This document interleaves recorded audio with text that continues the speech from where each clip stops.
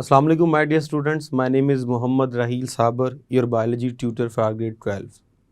So आज हम start करने जा रहे हैं second year biology chapter number 15 से स्टार्ट करेंगे और चैप्टर नंबर 15 में जो कि होम्योस्टेसिस है उसके अंदर आज हम डिस्कस करने जा रहे हैं इसका इंट्रोडक्शन में हम ये देखेंगे कि होम्योस्टेसिस से क्या मुराद है, होम्योस्टेसिस किन दो जो है वो टॉपिक से निकला है, किन दो वर्ड से निकला है।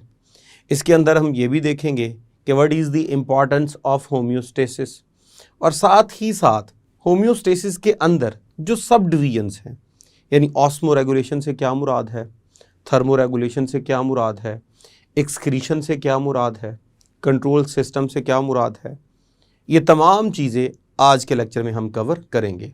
तो आइए इन तमाम चीज़ों को सीखने के लिए चलते हैं लाइट बोर्ड की तरफ। बिस्मिल्लाहिर्रहमानिर्रहीम, my name is Mohammad Raheel Sabir, your biology teacher. आज हम स्टार्ट करने जा रहे हैं second year biology chapter number 15। Chapter का नेम है होम्योस्टेसिस और लेक्चर है हमारा 15.1। तो आइए जी स्टार्ट करते हैं विद द इंट्रोडक्शन।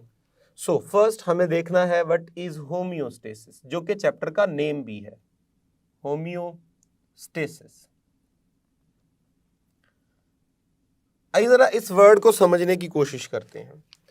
अगर मैं इस एक वर्ड को स्प्लिट करूं तो ये मेरे पास दो फर्दर वर्ड्स देगा। एक है मेरे पास होम्यो और दूसरा वर्ड है मेरे पास स्टेसिस। ये दो वर्ड हमें निकलते हैं इस एक वर्ड से। अगर मैं इसको फर्दर एक्सप्लेन करूं तो होम्यो का जो हमारे पास मीनिंग निकलता है वो निकलता है सेम और हमारे पास स्टेसिस का जो मीनिंग निकलता है वो ये वर्ड है स्टेट से, और स्टेट के लिए हम वर्ड यूज करते हैं कंडीशन। अब इस पूरे वर्ड को अगर मैं एक्सप्लेन करूं तो मेरे पास कुछ ये निकलेगा कि होम्योस्टेसिस इज सेम कंडीशन। तो ये वर्ड हमें ये मीनिंग दे रहा है कि होम्योस्टेसिस मीन सेम कंडीशंस। अगर सेम कंडीशन को मैं फर्दर थोड़ा मजीद एलैबोरेट करूं या थोड़ा और आसान करूं तो मैं यहां पे ये भी कह सकता हूं कि कांस्टेंट कंडीशन। सो होम्योस्टेसिस का वर्ड हमें जो बता रहा है उसका हमारे पास जो मतलब निकल रहा है वो निकल रहा है कांस्टेंट कंडीशन। सो होम्योस्टेसिस कह रहा है कांस्टेंट कंडीशन। आइए जरा मजीद इसको देखते हैं कि कांस्टेंट कंडीशन से क्या मुराद है। अगर मैं स्टेट की तरफ जाऊं, कंडीशन की तरफ जाऊं, तो आइए जरा देखते हैं वर्ड स्टेट को। तो स्टूडेंट हमारे पास जो स्टेट है ये दो तरह की होती है with respect to living organism, क्योंकि हम बायोलॉजी को डिस्कस कर रहे हैं और बायोलॉजी का जो मेन पर्पस होता है वो होता है लिविंग ऑर्गेनिजम्स को डिस्कस करना। अगर हम बॉडी के लिहाज से, लिविंग ऑर्गेनिज्म के लिहाज से देखें तो हमारे पास ये जो स्टेट का वर्ड है ये दो तरह की स्टेट देता है। एक जिसे हम कह सकते हैं एक्सटर्नल स्टेट और एक जिसे हम कह सकते हैं इंटरनल स्टेट। मैं फिर बताता चलूं कि ये जो हम स्टेट्स डिस्कस कर रहे हैं ये हम कर रहे हैं विद रिस्पेक्ट टू बॉडी। तो हमारी बॉडी के लिहाज से दो स्टेट हमारे पास बनती हैं, एक बॉडी की जो इंटरनल स्टेट है और एक बॉडी की जो एक्सटर्नल स्टेट है। अगर हम बॉडी की एक्सटर्नल स्टेट देखें तो इसके लिए हम ये भी कह सकते हैं कि ये बॉडी का एक्सटर्नल एनवायरनमेंट है, एक्सटर्नल एनवायरनमेंट। और जब हम बात करेंगे इंटरनल की तो ये बॉडी का होगा इंटरनल एनवायरनमेंट। तो अगर हम एक्सटर्नल एनवायरनमेंट के लिहाज से बात करें जो कि बॉडी का एक्सटर्नल एनवायरनमेंट है तो याद रखिएगा ये हमारे कंट्रोल में नहीं होता। तो मैं यहां पे लिख रहा हूं नॉट इन कंट्रोल। हां, अगर हम बॉडी के इंटरनल एनवायरनमेंट की बात करें तो ये होता है इन आवर कंट्रोल। तो इन आवर कंट्रोल, ये हमारे कंट्रोल में होगा। तो अब कंडीशंस हमें ये बता रही हैं कि एक बॉडी का एक्सटर्नल एनवायरनमेंट है, एक बॉडी का इंटरनल एनवायरनमेंट है। बॉडी का जो एक्सटर्नल एनवायरनमेंट है ये हमारे कंट्रोल में नहीं होता, जो बॉडी का इंटरनल एनवायरनमेंट है ये हमारे कंट्रोल में होता है। अब ये जो एक्सटर्नल एनवायरनमेंट है ये हमारे कंट्रोल में नहीं होगा, तो इसलिए इसमें अच्छी खासी चेंजिंग्स होती हैं और बहुत ज्यादा चेंज होती है। और अगर हम इंटरनल एनवायरनमेंट की बात करें तो ये हमारे कंट्रोल में होता है। हमारी बॉडी का एक करैक्टर है कि वो अपने इंटरनल एनवायरनमेंट को कंट्रोल करके रखता है। उसकी कोशिश होती है ये चेंज ना हो, क्योंकि हमारी बॉडी में मेटाबॉलिज्म हो रहा है, बेशुमार केमिकल रिएक्शंस हो रहे हैं, बेशुमार एंजाइम्स एक्टिव हैं, वो एक स्पेसिफिक पीएच पे, एक स्पेसिफिक टेम्परेचर पे, स्पेसिफिक कंडीशंस पे अपना काम कर रहे हैं। अगर इंटरनल एनवायरनमेंट चेंज हो गया, इसका मतलब ये हुआ कि बॉडी के अंदर टेम्परेचर चेंज हो गया, पीएच लेवल चेंज हो गया, वाटर कंटेंट चेंज हो गया, कोई साल्ट कम ज्यादा हो गया, तो उसकी वजह से बॉडी का मेटाबॉलिज्म जो है वो बहुत ज्यादा डिस्टर्ब होगा।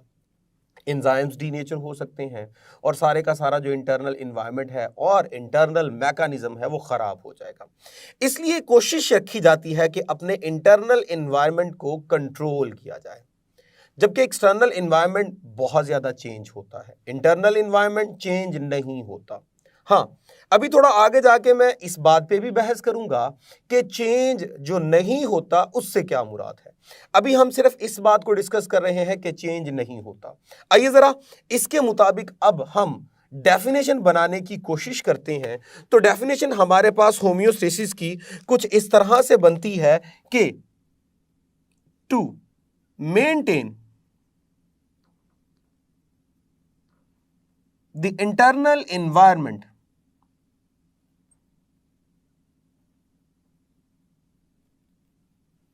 of the body at constant condition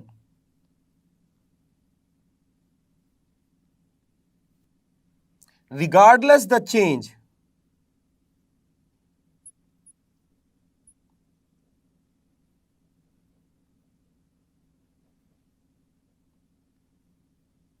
in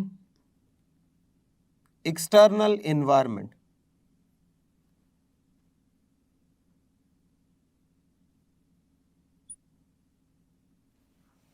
So to maintain the internal environment of the body at constant condition regardless the change in external environment, तो external environment में जितना मर्जी चेंज होता रहे, बॉडी का अपना इंटरनल एनवायरनमेंट मेंटेन रखना, constant रखना, चेंज ना होने देना, ये हमारे पास होम्योस्टेसिस कहलाता है।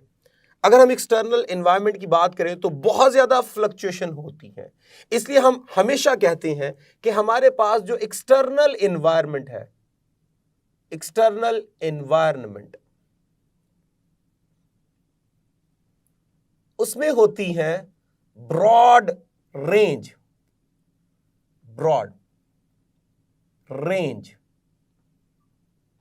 फ्लक्चुएशन, यानी बहुत बड़े हद तक जो है वो क्या हो रही हैं, चेंजेस हो रही हैं।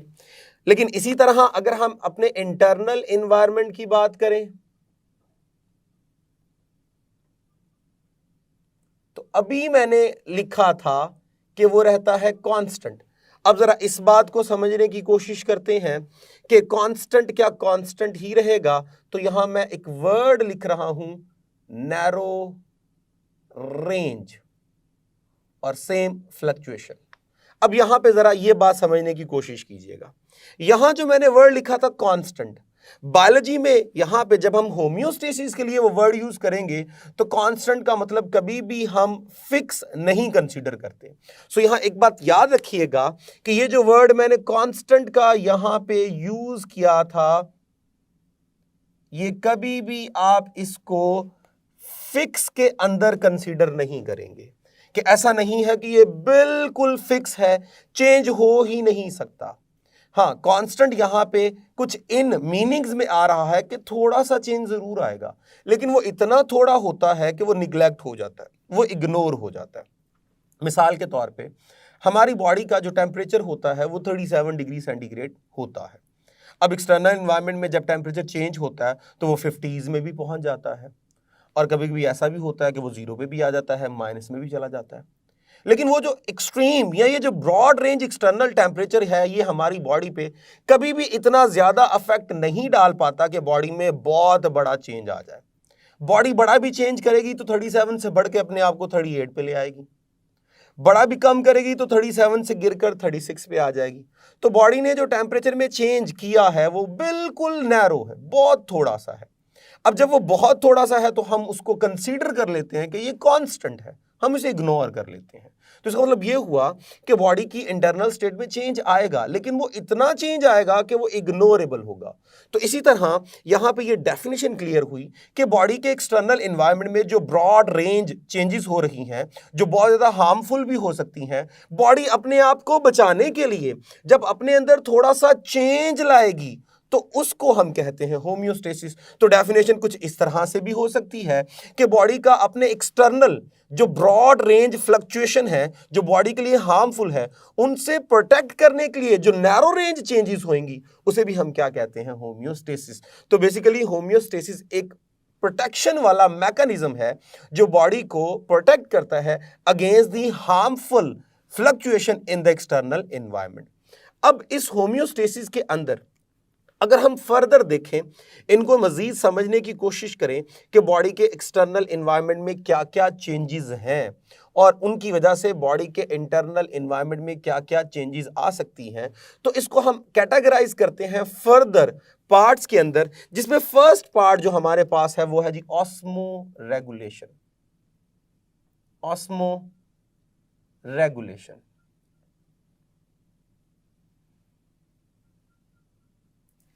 आइए जरा इसको समझने की कोशिश करते हैं। What is osmoregulation? So osmoregulation means to maintain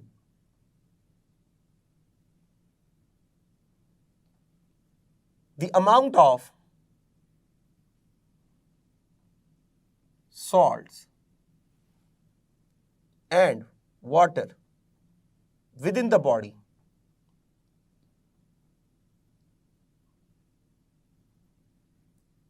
in constant range। तो बॉडी के अंदर वाटर के लेवल को, सॉल्ट्स के लेवल्स को, मिनरल्स के लेवल्स को मेंटेन रखना एक कांस्टेंट लेवल तक, जितनी बॉडी के अंदर उनकी डिमांड है उतनी बरकरार रखना ऑस्मोरेगुलेशन कहलाता है। जब कभी सपोज कीजिए एक्सटर्नल एनवायरनमेंट में जो है वो बहुत ज़्यादा चेंज आ गया सॉल्ट के अंदर, सेल उस एनवायरनमेंट में है तो डेफिनेटली वो उसको अब्जॉर्ब करेगा। अगर सेल के अंदर बहुत ज़्यादा चेंज आ गया, मिसाल के तौर पे वाटर का लेवल बहुत ज़्यादा सेल के अंदर हो गया और बाहर सराउंडिंग में लेवल कम है, तो सेल की कोशिश होगी मैं उसको क्या करूं, रिलीज करूं। तो बॉडी की या सेल की वो डिमांड या वो रिक्वायरमेंट जिसमें वो अपने अंदर सॉल्ट की, मिनरल्स की, वाटर की जो लेवल है उसको मेंटेन करेगा, इस कंडीशन को हम बोलते हैं ऑस्मो रेगुलेशन। अब ऑस्मो रेगुलेशन जो है वो होम्योस्टेसिस का एक पार्ट है जिसमें बॉडी कोशिश करती है कि अपने अंदर वाटर के लेवल को, मिनरल्स के लेवल को मेंटेन रखे। सपोज कीजिए आपको भूख लग गई, जब भूख लगेगी तो आप डेफिनेटली फूड खाओगे, उसमें आपने कार्बोहाइड्रेट, लिपिड और प्रोटीन को रिसीव करना है और पानी को रिसीव करना है। अब जब वो प्रोटीन, कार्बोहाइड्रेट, लिपिड आपकी बॉडी में जाएंगी तो वो एनर्जी की रिक्वायरमेंट्स को पूरा करेंगी। अब वो कार्बोहाइड्रेट, लिपिड, प्रोटीन्स ये सारे ऑस्मो रेगुलेशन के अंदर आएंगे कि बॉडी ने डिमांड किया कि मुझे जो है वो इन मिनरल्स की जरूरत है। क्योंकि अगर आप देखें कार्बोहाइड्रेट तो उसमें आ जाके क्या होगा, कार्बन, हाइड्रोजन, ऑक्सीजन। अब सपोज कीजिए आपको बहुत ज़्यादा प्यास लगी है, तो वो प्यास क्यों लगी है, क्योंकि बॉडी में वाटर का लेवल लो हो गया था, तो फौरन बॉडी ने डिमांड की कि मुझे जो है वो वाटर की सप्लाई दी जाए, तो फौरन आपने पानी पीना शुरू कर दिया। तो बॉडी का वो मैकेनिज्म जब वो इस बात पे फोकस कर रही है कि मेरे अंदर वाटर का लेवल और मिनरल्स का लेवल जो है वो मेंटेन रहना चाहिए, उसमें डेफिशिएंसी नहीं होनी चाहिए, इस करैक्टर को हम बोलते हैं ऑस्मो रेगुलेशन। तो डेफिनेटली इसमें भी चेंज आता है with respect to external environment and with respect to internal environment. इसी तरह इसी के अंदर एक और चीज हमारे पास आती है, उसे हम बोलते हैं एक्सक्रीशन। एक्सक्रीशन। अब एक्सक्रीशन क्या है? याद रखिएगा, जब बॉडी अपने अंदर वाटर के लेवल्स को, मिनरल्स के लेवल्स को मेंटेन करने की कोशिश कर रही है, और इसके साथ साथ जब बॉडी अपने अंदर टेम्परेचर को मेंटेन करने की कोशिश कर रही है, तो बॉडी के अंदर बेशुमार जो है वो मैकेनिज्म्स हो रहे हैं, केमिकल रिएक्शंस हो रहे हैं। उन केमिकल रिएक्शंस को हम कलेक्टिवली मेटाबॉलिज्म कहते हैं। उन मेटाबॉलिज्म के दौरान बेशुमार चीज़ें बनती हैं जो कि एसेंशियल्स भी होंगी, और बेशुमार ऐसी चीज़ें भी होती हैं जो कि वेस्ट होंगी। अब जो वेस्ट है वो तो बॉडी की रिक्वायरमेंट्स में नहीं आती, तो बॉडी की कोशिश होगी इनको फौरन क्या कर दिया जाए, रिलीज कर दिया जाए। सो इसी तरह एक्सक्रीशन के बारे में हम कहते हैं कि टू रिमूव मेटाबॉलिक वेस्ट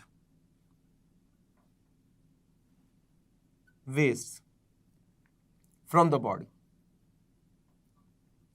तो बॉडी में से मेटाबॉलिक वेस्ट को, यानी वो तमाम सब्सटेंसेस या वो तमाम जो है वो चीजें जो कि बनती हैं on the base of metabolism, उनको बॉडी से रिमूव करना हमारे पास क्या कहलाता है, एक्सक्रीशन कहलाता है। और याद रखिएगा, एक्सक्रीशन में जब हम बात करते हैं तो मोस्टली ये नाइट्रोजनस वेस्ट होते हैं, नाइट्रोजन कंटेनिंग कंपाउंड्स होते हैं जो कि बनाए जाते हैं, और फिर इनको बॉडी से क्या किया जाता है, रिलीज किया जाता है। अगर हम फर्दर देखें तो हमारे पास जो तीसरी चीज यहां पे आती है, ये हमारे पास पॉइंट 1 था, ये हमारे पास पॉइंट 2 था, जो डिस्कस हो रहा था होम्योस्टेसिस के अंदर कि बॉडी अपने अंदर क्या क्या मेंटेन रखती है। थर्ड वन जो हमारे पास है वो है जी थर्मोरेगुलेशन।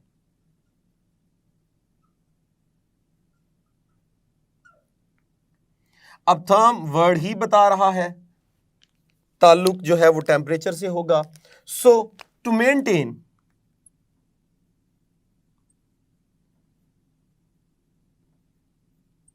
द बॉडी टेम्परेचर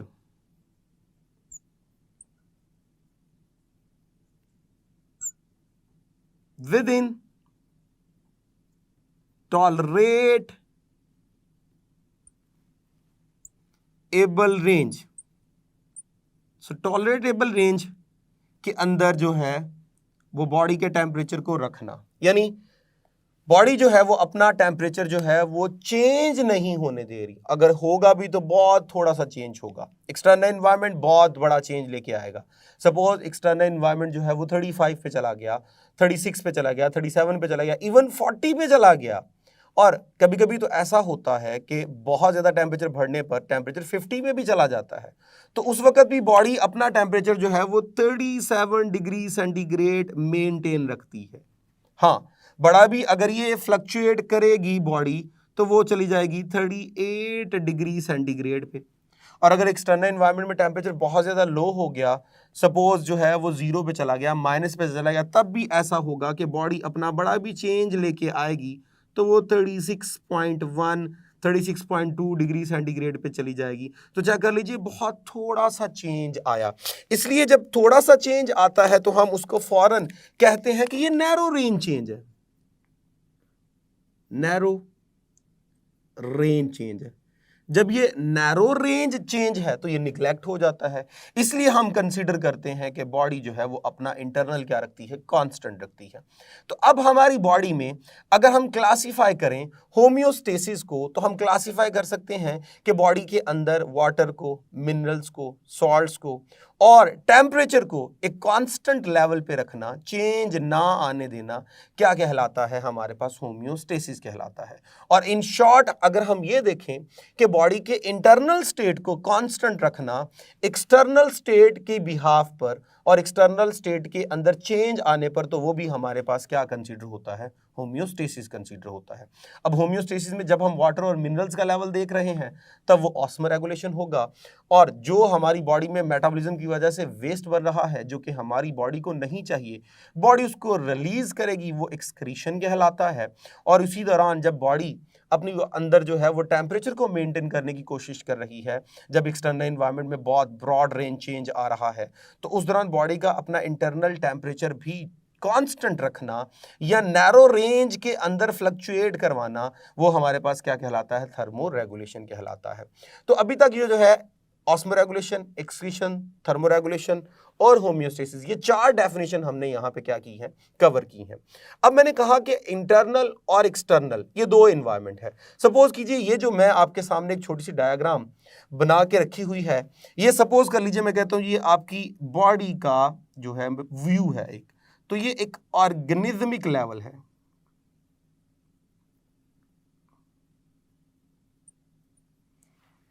ये एक ऑर्गेनिज्मिक लेवल है, यानी मैं बॉडी के अंदर जो है वो जा रहा हूं, ये एक ऑर्गेनिज्म है।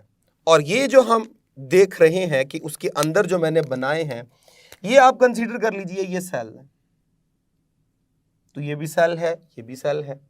अब ये जो एक्सटर्नल एनवायरनमेंट है, ये लीजिए, ये मेरे पास एक्सटर्नल एनवायरनमेंट है, ये बॉडी का एनवायरनमेंट नहीं है, ये एक्सटर्नल एनवायरनमेंट है। और जैसे ही मैं बॉडी के अंदर चला जाऊंगा तो वो मेरे पास होगा इंटरनल एनवायरनमेंट। अब ये 2 हमारे पास एनवायरनमेंट हो गए। अब ये जो इंटरनल एनवायरनमेंट है, हम उसको भी फर्दर 2 हिस्सों में क्लासिफाई करते हैं। जब मैं बात कर रहा हूं सेल के अंदर के एनवायरनमेंट की, तो उसे हम बोलते हैं इंट्रासेलुलर।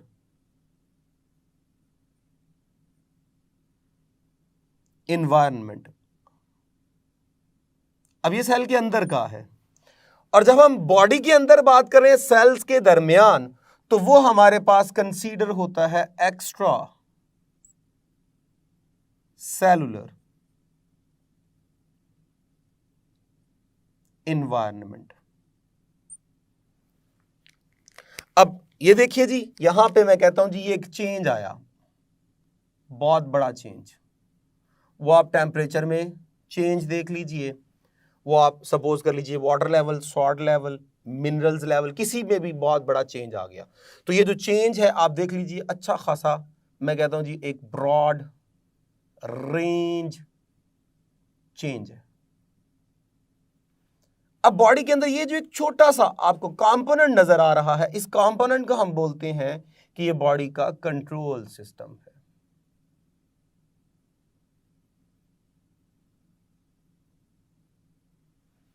Control system. अब ये बॉडी का कंट्रोल सिस्टम क्या करेगा, इस बहुत बड़े ब्रॉड रेंज को जैसे ही बॉडी में क्रॉस होने देगा तो इसको कन्वर्ट कर देगा इनटू नैरो रेंज। लीजिए, तो ये हो गया नैरो रेंज में।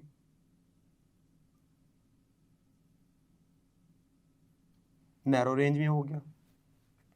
और यही चेंज जब सेलुलर लेवल पे गुजरेगा, तो सेलुलर लेवल पे गुजरने के बाद उसका कंट्रोल सिस्टम इसको मजीद क्या कर देगा, और छोटा और कम।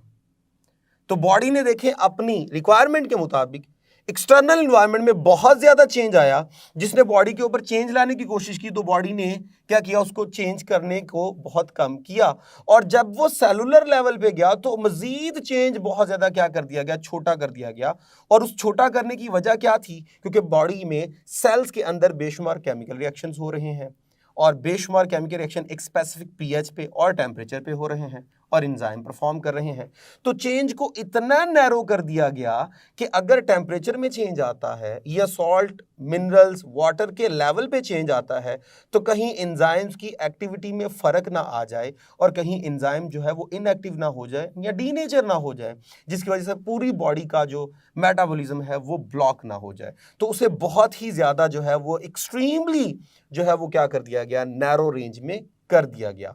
तो इस तरह होम्योस्टेसिस का मेन पर्पस ये होता है कि वो एक्सटर्नल एनवायरनमेंट में जितना मर्जी चेंज आए, बॉडी की ये एबिलिटी कि वो उस चेंज को कम से कम बॉडी के अंदर अडॉप्ट करे, कम से कम उस चेंज को शो करे, ताकि बॉडी का जो नॉर्मल मैकेनिज्म है वो डिस्टर्ब ना हो।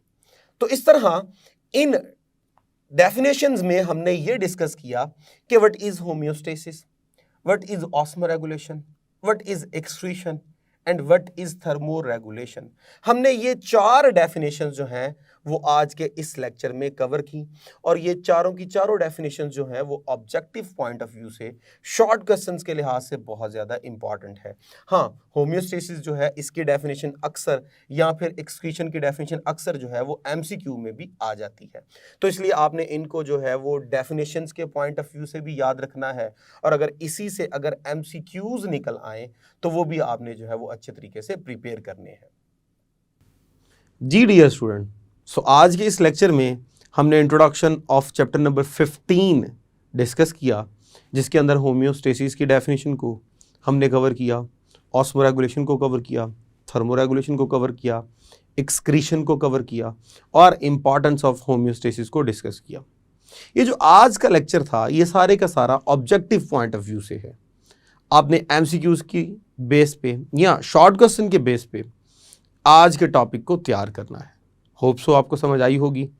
अब तक के लिए इतना ही, इजाज़त दीजिए for next lecture. Thank you very much. Allah हाफिज़।